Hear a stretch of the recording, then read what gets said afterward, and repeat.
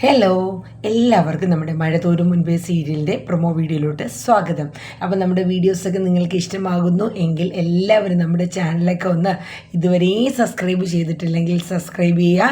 ആ bell button all എന്ന ഓപ്ഷനൊക്കെ enable ചെയ്യുക കേട്ടോ. അപ്പോൾ വീഡിയോ ഇഷ്ടമായി ലൈക്ക് ചെയ്യാനും ഹൈപ്പ് ചെയ്യാനും ഷെയർ ചെയ്യാനും കമൻറ്റ് ചെയ്യാനും കൂടെ മറക്കണ്ട. അപ്പോൾ നമുക്ക് ഇന്നത്തെ വീഡിയോയിലോട്ട് പോയാലോ.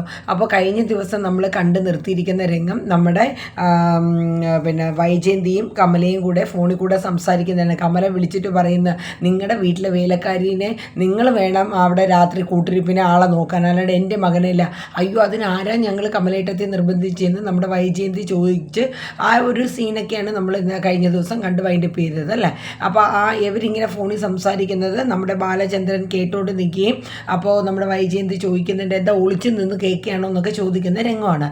അപ്പോൾ ഇന്നിപ്പോൾ കാണിക്കുന്ന രംഗം എന്ന് പറയുന്നത് നമ്മുടെ വൈജയന്തിയും നമ്മുടെ ബബിതയും കൃഷ്ണയും കൂടെ ചായ കുടിക്കൊണ്ടിരിക്കുകയാണ്. അപ്പോൾ അവർ ചായ കുടിച്ചുകൊണ്ടിരിക്കുന്നതിൻ്റെ ഇടയിൽ നമ്മുടെ കൃഷ്ണജ അമ്മയെടുത്ത് ചോദിക്കുന്നുണ്ട്, അമ്മ ഹോസ്പിറ്റലിൽ പോയെന്ന്. അപ്പോൾ വൈജയന്തി പറയുന്നുണ്ട്, അതിന് ഹോസ്പിറ്റലിൽ പോകാനുള്ള അസുഖമൊന്നും എനിക്കില്ല എന്ന് പറയുന്നുണ്ട്. അപ്പോൾ ബബിത പറയുന്നുണ്ട്, അമ്മ നമ്മുടെ അലീനേനെ കാണാൻ ഹോസ്പിറ്റലിൽ പോയോ എന്നാണ് ചോദിച്ചത്. എനിക്കതിൻ്റെ ആവശ്യമില്ല എന്ന് വൈജയന്തി പറയുന്നുണ്ട്. അപ്പോൾ നമ്മൾ കൃഷ്ണജ പറയുന്നുണ്ട്, അതാ പറഞ്ഞത് അമ്മയ്ക്ക് ഇതിന് ചികിത്സ ഇല്ല എന്നുള്ളത്. നീ എന്തർത്ഥത്തിലാടി പറയുന്നതെന്നൊക്കെ പറഞ്ഞ് നമ്മുടെ വൈജയന്തി കൃഷ്ണയുടെയും ബബിതയുടെയൊക്കെ മെക്കിട്ട് ഇങ്ങനെ ചടി കയറുകയാണ്. അപ്പോൾ ഇവർ സംസാരിച്ചുകൊണ്ടിരിക്കുന്ന സമയത്ത് നമ്മുടെ ബാലചന്ദ്രൻ മേനോൻ കടന്നു വരികയാണ്. എന്നിട്ട് ബാലചന്ദ്രൻ മേനോൻ നമ്മുടെ കൃഷ്ണജയുടെ അടുത്ത് ചോദിക്കുന്നുണ്ട്, നീ ഇന്നങ്ങനെ എന്താ ഓക്കെ ആണോ എന്ന് ചോദിച്ചു. അപ്പോൾ നമ്മുടെ കൃഷ്ണജ പറയുന്നത്, അതെന്താ വെച്ചാൽ ഓടാനോ ചാടാനോ ഒക്കെ ഞാൻ റെഡിയാണ്, എനിക്കൊരു കുഴപ്പമില്ലല്ലോ. എന്നാൽ ഇന്ന് നീ എൻ്റെ കൂടെ വൈകിട്ട് ഹോസ്പിറ്റലിലോട്ട് പോകുന്നുള്ളൂ, 5 മണിയാകുമ്പോൾ ഞാൻ പോകും. ഹോസ്പിറ്റലിലോ? അപ്പോൾ വൈജയന്തി ചോദിക്കുന്നു, അതെ, ഇന്ന് നമ്മുടെ അലീനയുടെ ബൈസ്റ്റാൻഡറായിട്ട് കൃഷ്ണജയാണ് നിൽക്കേണ്ടത്. അപ്പോൾ നിൻ്റെ ബുക്സും നൈറ്റ് ഡ്രസ്സും കാര്യങ്ങളൊക്കെ എടുത്തോ, പിന്നെ ബാഗും എടുത്തോ, നാളെ അവിടെ നിന്ന് നേരെ സ്കൂളിലോട്ട് പോകാമെന്ന് പറയുന്നുണ്ട്. അപ്പോൾ വൈജയന്തിക്ക് അങ്ങോട്ട് ദേഷ്യം വരെയാണ്. നിങ്ങൾ എന്താ ഈ പറയുന്നത്? ഒരു പ്രായമായ പെൺകുട്ടീനെ കൊണ്ടുവന്ന് ഏതെങ്കിലും ഹോസ്പിറ്റലിൽ നിർത്താനോ എന്ന് പറഞ്ഞിട്ട് നമ്മുടെ ബാലേന്ദ്രൻ്റെ മെക്കിട്ട് നമ്മുടെ വൈജയന്തി ഷൗട്ട് ചെയ്യുന്ന ഒരു സീനാണ്. അപ്പോൾ ബാലേന്ദ്രൻ മനു പറയുന്നുണ്ട്, അപ്പോൾ ഇന്ന് നമ്മുടെ മനു അല്ലേ ഇത്രയും ദിവസം നിന്നത്, അപ്പോൾ ഇന്നിപ്പോൾ മനു ഞാനാണ് നിൽക്കേണ്ടത്, അപ്പോൾ അതുകൊണ്ടാണ് ഞാൻ കൃഷ്ണജിയെ നിർത്തുന്നതെന്ന് നമ്മുടെ ബാലചന്ദ്രൻ പറയുന്നുണ്ട്. അപ്പോൾ വൈജയന്തി പറയുന്നുണ്ട്, കൃഷ്ണേ, നിനക്ക് ആലോചിക്കാനും ചിന്തിക്കാനുമുള്ള പക്വത നിനക്കുണ്ട്. നീ അതനുസരിച്ച് നിൻ്റെ ഒരു ഇതിനനുസരിച്ചിട്ടുള്ള രീതിയിൽ നീ ചിന്തിച്ച് കാര്യങ്ങൾ ചെയ്യാനായിട്ട് പറയുന്നുണ്ട്. അപ്പോൾ കൃഷ്ണജ പറയുന്നുണ്ട്, എനിക്ക് ഇന്നിപ്പോൾ ഇച്ചിരി നാണം കുറഞ്ഞാലും കുഴപ്പമില്ല, എനിക്ക് എന്താണ് മനുവേട്ടൻ്റെയും അച്ഛൻ്റെയും ആ ഒരു സ്റ്റാൻഡേർഡിറ്റി എനിക്ക് മതിയെന്ന് പറയുന്നുണ്ട്. അപ്പോൾ നമ്മുടെ വൈജയന്തി നമ്മുടെ ബാലേന്ദ്രൻ മേനോൻ്റെ പറയുന്നുണ്ട്, നിങ്ങൾ എന്ത് പറഞ്ഞാലും ശരി, എൻ്റെ മോളെ അങ്ങനെ വിടാൻ എനിക്ക് പറ്റില്ല എന്ന് പറയുന്നുണ്ട്. നിങ്ങൾക്കൊക്കെ വല്ല ഭ്രാന്താണോ? നിങ്ങൾ എന്നെ തോൽപ്പിക്കുന്നതാണോ അതോ അവളെ തോൽപ്പിക്കുന്നതാണോ, അല്ല അവളെ ജയിപ്പിക്കുന്നത്, അതായത് അലീനെ ജയിപ്പിക്കുന്നതാണോ എന്ന് നമ്മുടെ വൈജയന്തി ചോദിക്കുന്നുണ്ട്. എന്നിട്ട് പറയുന്നുണ്ട്, കൈതക്കൽ മാളിക വീട്ടിൽ വൈജയന്തിയുടെ മകളാണ് അവളെ അങ്ങനെ കണ്ട വേലക്കാരികളുടെ കൂട്ടിരിപ്പിന് വേണ്ടി വിടാൻ പറ്റില്ല എന്ന് പറയുന്നുണ്ട്. അപ്പോൾ നമ്മുടെ ബാലചന്ദ്രൻ പറയുന്നുണ്ട്, അതുപോലെ തന്നെ ശിവശങ്കര കൈതക്കൽ മാളിക വീട്ടിലെ ശിവശങ്കര മേനോൻ്റെ മകൻ നമ്മുടെ മനു ശങ്കരാണ് കഴിഞ്ഞ ദിവസം അവിടെ നിന്നത്, അപ്പോൾ അവന് നാണോ മാനോ ഒന്നുമില്ലെന്ന് ചോദിക്കുന്നുണ്ട്. അപ്പോൾ എന്തായാലും ശരി, ഇന്ന് നമ്മുടെ കൃഷ്ണജിയാണ് അലീനയ്ക്ക് കൂട്ടായിട്ട് ഇന്ന് പോകുന്നതെന്ന് പറയുന്നുണ്ട്. എന്നിട്ട് വൈജയന്തിക്ക് ഇതെല്ലാം കേട്ടിട്ട് ഭയങ്കര ദേഷ്യം വരാണ്. അപ്പോൾ വൈജയന്തി പറയുന്നുണ്ട്, ആയിക്കോട്ടെ, നിങ്ങൾക്ക് നാണോ മാനോ ഇല്ല എന്നുള്ള കാര്യം എനിക്ക്. എന്നിട്ട് നമ്മുടെ ബാലേന്ദ്രൻ പറയുന്നുണ്ട്, നിൻ്റെ ഭർത്താവായ ബാലചന്ദ്രന് നാണോ മാനോ ഇല്ലല്ലോ.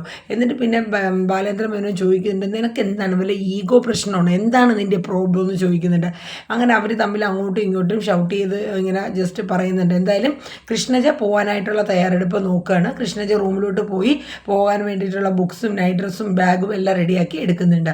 ആ സമയത്ത് നമ്മുടെ വൈജയന്തി പറയണേ, നിങ്ങൾക്ക് എന്ത് നാണോ മാനോ, അതാണല്ലോ കൈതക്കൽ മാളിക വീട്ടിൽ വന്ന് പടിയിൽ വന്ന് കിടന്നത്, വൈജയന്തിയെ കെട്ടണമെന്നും പറഞ്ഞ്. അതെ, അന്ന് എൻ്റെ തലയിൽ ക്ലേ ആയിരുന്നു, ഇന്ന് അതല്ല എന്നിങ്ങനെ നമ്മുടെ നമ്മുടെ ബാലേന്ദ്രൻ പറയുന്നു. ഇത് കേട്ടതും വൈജയന്തി അവിടെ നിന്ന് എഴുന്നേറ്റ് പോയിട്ട് റൂമിൽ പോയി ആ ഡോർ അങ്ങോട്ട് ഭയങ്കര ദേഷ്യത്തിന് വലിച്ചടയ്ക്കുന്ന ഒരു സീനാണ്. അടുത്തത് പിന്നെ ഹോസ്പിറ്റലാണ്. നമ്മുടെ മനുവും അലീനയും റൂമിൽ ഇരിക്കുകയാണ്. അപ്പോൾ നമ്മുടെ കൃഷ്ണജ ഓടി വരികയാണ്. കാരണം ഇന്ന് അവളാണല്ലോ ബൈ സ്റ്റാൻഡറായിട്ട് നിൽക്കുന്നത്. അപ്പോൾ ഓടി വരണം. അപ്പോൾ ഓടി വന്നിട്ട് അലീനയുടെ അടുത്ത് വന്നിട്ട് ഞാൻ എത്തിയെന്നൊക്കെ പറയുന്നുണ്ട്. അപ്പോൾ അലീനക്ക് ഇതാരാ മോൾ ആരുടെ വന്നേ? ഞാൻ അച്ഛൻ്റെ കൂടെ വന്നു എന്ന് പറയുന്നുണ്ട്. എന്നിട്ട് അലീനയുടെ വിശേഷങ്ങളൊക്കെ ചോദിക്കുന്നുണ്ട് എന്ന് പറയുന്നുണ്ട്. അപ്പോൾ നമ്മുടെ മനു അടുത്ത് നിൽക്കണം. നമ്മളെന്നും ആർക്കും മൈൻഡില്ല. എന്നാൽ ഒരു കത്രിക കൊണ്ട് ഒരു കുത്തൊക്കെ കുത്തി വന്ന് ഹോസ്പിറ്റലിൽ കിടക്കുക എന്നൊക്കെ പറഞ്ഞ് അങ്ങോട്ടും ഇങ്ങോട്ടൊക്കെ പറയുന്നുണ്ട്. അവൾ നല്ല മിടുക്കിയായിട്ട് നല്ല രീതിയിലാണ് നമ്മുടെ കൃഷ്ണജയുടെ ആ ഒരു ഇത്. കാരണം അലീനയുടെ കൂടെയാണെങ്കിലും ശരി എല്ലാവരുടെ അടുത്തും അവൾ നല്ല ഒരു, അതായത് നമ്മുടെ ബാലചന്ദ്രൻ മേനോൻ്റെ ആ ഒരു ക്യാരക്ടർ തന്നെയാണ് നമ്മുടെ കൃഷ്ണജയ്ക്കും കിട്ടിയിരിക്കുന്നത്. എന്നിട്ട് പറയുന്നുണ്ട് അച്ഛൻ കാറ് കൊണ്ട് നിർത്തിയ പാടെ തന്നെ ഞാൻ ഓടി പോകുന്നു റൂം നമ്പർ ചോദിച്ചിട്ടെന്ന് പറയുന്നുണ്ട്. അപ്പോൾ നമ്മുടെ ബാലേന്ദ്രൻ മേനോൻ കുറച്ച് കഴിഞ്ഞപ്പോൾ തന്നെ ബാഗൊക്കെ ആയിട്ട് വരുന്നുണ്ട്. അപ്പോൾ ഒന്ന് അലീനയുടെ ബാഗാണ്. അയ്യോ അത് എൻ്റെ ബാഗാണല്ലോ, ഇവിടെ ഒരാൾ ബാഗൊക്കെ പിടിക്കാമെന്ന് പറഞ്ഞിട്ട് വണ്ടി നിർത്തിയതും അപ്പോൾ തന്നെ റൂം നമ്പറും ചോദിച്ചു ഒരൊറ്റ ഓട്ടം എന്ന് പറയുന്നുണ്ട്. അപ്പോൾ ഇന്ന് എന്തായാലും ബൈസ്റ്റാൻഡറായിട്ട് നമ്മുടെ കൃഷ്ണജൻ നിന്നോളും. മനു നീ വീട്ടിൽ പോയിക്കോളൂ, ഇന്നലെ നീ നിന്നേല്ലേ, അപ്പോൾ ഒന്ന് റെസ്റ്റ് ചെയ്യുമെന്ന് പറയുന്നുണ്ട്. എന്നിട്ട് ബാലചന്ദ്രൻ അലീനയുടെ അടുത്തിരുന്നിട്ട് ചോദിക്കുന്നുണ്ട് ഇപ്പം എങ്ങനെയുണ്ട് വേദന, വയറിന് വേദന എന്തെങ്കിലും തോന്നുന്നുണ്ടോ എന്നൊക്കെ ചോദിക്കുന്നുണ്ട്. അപ്പോൾ അലീന പറയുന്നുണ്ട് കുറച്ച് ഇടയ്ക്ക് ഇങ്ങനെ പെയിൻ വരുന്നുണ്ട് എന്നേ ഉള്ളൂ, എന്തെങ്കിലും വേണമെന്ന് ചോദിക്കുന്നുണ്ട്. വേണ്ട മനുവേട്ടൻ ഫുഡ് മേടിച്ച് തന്നു. മനുവോ പിശുക്കനാണെന്നാണ് എൻ്റെ ഒരു ധാരണ. അങ്കിളെ ഹോസ്പിറ്റലിൽ കാര്യത്തിലൊന്നും പിശുക്കില്ല എന്നിങ്ങനെ മനു പറയുന്നുണ്ട്. അങ്ങനെ എല്ലാ കാര്യങ്ങളൊക്കെ പറഞ്ഞ് മനസ്സിലാക്കി കൃഷ്ണജയൻ്റെ അടുത്ത് പറയുന്നുണ്ട് നീ വാചകം അടിച്ച് അവളെ റെസ്റ്റ് ചെയ്യിപ്പിക്കാണ്ടിരിക്കരുത്, റെസ്റ്റ് വേണം, നന്നായിട്ട് നോക്കണമെന്നൊക്കെ മനു പറയുന്നുണ്ട്. ഇങ്ങനെ നോക്കിയിരുന്നാൽ മതി എന്ന് പറയുന്നുണ്ട്. അങ്ങനെ നോക്കിയിരുന്നാൽ മതി, സംസാരം ഓവർ ആവണ്ട എന്നൊക്കെ പറഞ്ഞ് മനു പറയുന്നുണ്ട്. അങ്ങനെ മനു നമ്മുടെ അലീനയുടെ അടുത്ത് പറഞ്ഞിട്ട് മനുവും നമ്മുടെ ബാലേന്ദ്ര മേനോനും ഇറങ്ങുകയാണ്. പിന്നെ റൂമിൽ നമ്മുടെ കൃഷ്ണജയും നമ്മുടെ അലീനയും മാത്രമേ ഉള്ളൂ. കൃഷ്ണജ ഒരു ചോക്ലേറ്റ് എടുത്ത് നമ്മുടെ അലീനയ്ക്ക് കൊടുക്കുന്നുണ്ട്. അപ്പോൾ അലീന ചോദിക്കുന്നത് എന്താ വിശേഷം? അത് ഹോസ്പിറ്റലിൽ കത്രികയ്ക്ക് കുത്തുകൊണ്ട് കിടക്കില്ല, അതിൻ്റെ സെലിബ്രേഷനാണെന്ന് പറയുന്നുണ്ട്. അപ്പോൾ അലീന ചിരിക്കുകയാണ്. എന്നിട്ട് അലീന കൃഷ്ണജയുടെ അടുത്ത് പറയുന്നുണ്ട് എന്നെ ഇങ്ങനെ ചിരിപ്പിക്കില്ലടി മോളെ എന്ന് പറയുന്നുണ്ട്. കാരണം കൃഷ്ണജയും അലീനയും ഭയങ്കര അറ്റാച്ച്മെൻ്റ് ആണ് കേട്ടോ, നല്ല ഒരു രീതിയിലാണ് അവൾ. അപ്പോൾ അവളെ ചോക്ലേറ്റ് അലീന പൊട്ടിച്ചിട്ട് ഒരു ചെറിയ പീസ് നമ്മുടെ കൃഷ്ണജയുടെ വായിൽ കൊടുക്കുന്നുണ്ട്. എന്നിട്ട് പറയും ഇത് ചേച്ചിക്ക് വേണ്ടി മാത്രം മേടിച്ചതാണ്, ചേച്ചി കഴിച്ചോളൂ എന്ന് പറയുന്നുണ്ട്. എൻ്റെ കൃഷ്ണജ അലീനയുടെ അടുത്ത് പറയുന്നുണ്ട് ഇന്ന് വൈകിട്ട് രാത്രി ഞാൻ ചിക്കൻ ബിരിയാണി മേടിച്ച് തരാം കേട്ടോ. എന്നിട്ട് പറയുന്നുണ്ട് എനിക്ക് ഇതൊക്കെ ഉണ്ട്, ഞാൻ ഓർഡർ ചെയ്യും, റൂമിൽ കൊണ്ടുവരും എന്നൊക്കെ പറഞ്ഞ് കൃഷ്ണജ നല്ല സ്മാർട്ടായിട്ട് നല്ല രീതിയിൽ അലീനയ്ക്ക് ഒരു സന്തോഷം കൊടുത്തുകൊണ്ട് ആ ഹോസ്പിറ്റലിൽ നിൽക്കുന്ന ഒരു സീനാണ് നമ്മൾ കാണുന്നത്. അത് കഴിഞ്ഞ് പിന്നെ വരുന്ന ഒരു രംഗം എന്ന് പറയുന്നത്, അത് കഴിഞ്ഞ് പിന്നെ കാണിക്കുന്നത് നമ്മുടെ മനു വീട്ടിലോട്ട് വരികയാണ്.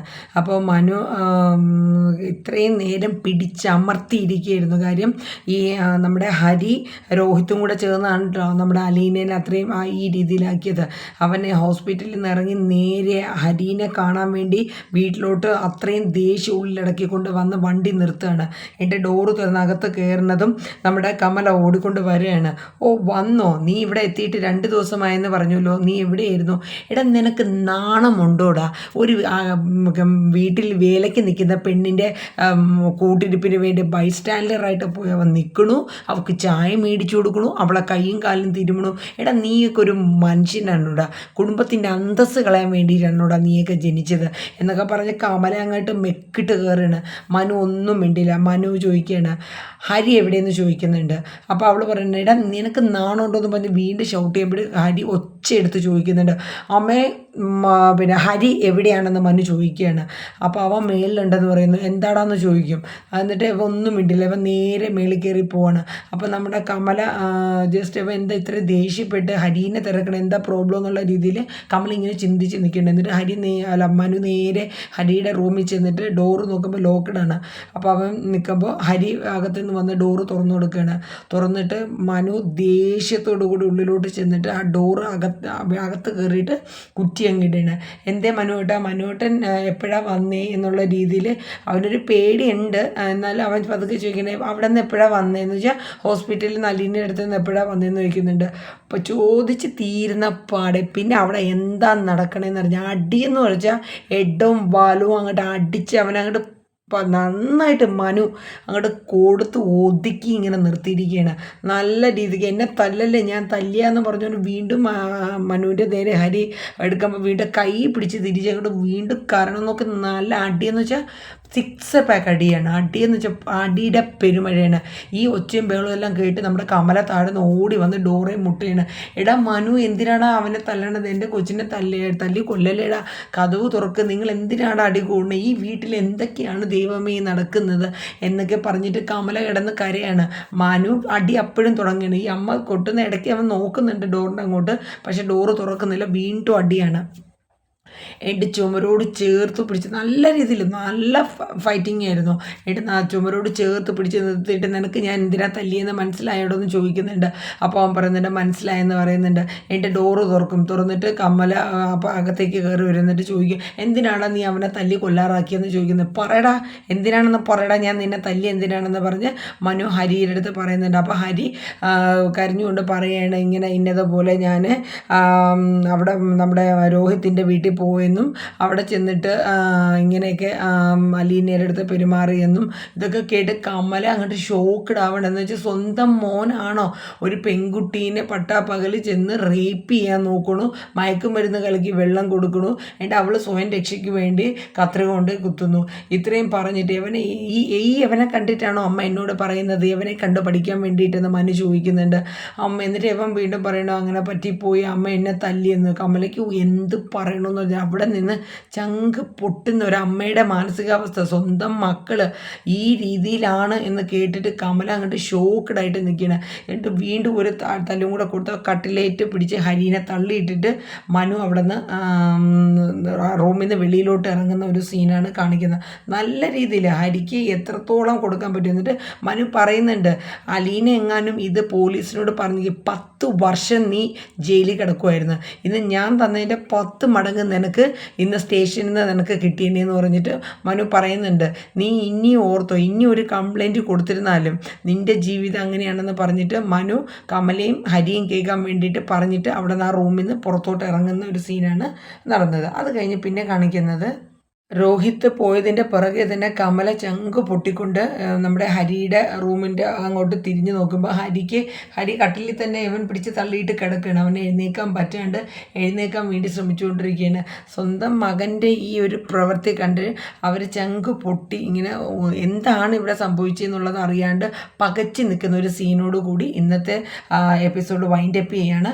അപ്പോൾ ഇനി വരും ദിവസങ്ങളിൽ നമ്മുടെ രോഹിത്തിനെ ഇത് എത്രത്തോളം ബാധിക്കുമെന്നും ഇനി അലീനയുടെ ജീവിതത്തിൽ ഇവർ വരുത്തി വെച്ച് ഈ ഒരു നമ്മുടെ തറവാടിന് എത്രത്തോളം മാനക്കേടാവും എന്നുള്ളതൊക്കെ നമുക്ക് വരും ദിവസങ്ങളിൽ മനസ്സിലാക്കാം. അപ്പോൾ നമ്മുടെ വീഡിയോസൊക്കെ ഇഷ്ടമായ വീണ്ടും ലൈക്ക് ചെയ്യുക, ഷെയർ ചെയ്യുക, കമൻറ്റ് ചെയ്യുക. അടുത്ത നെക്സ്റ്റ് പ്രൊമോയുമായി വീണ്ടും കാണാം. Tata, bye bye.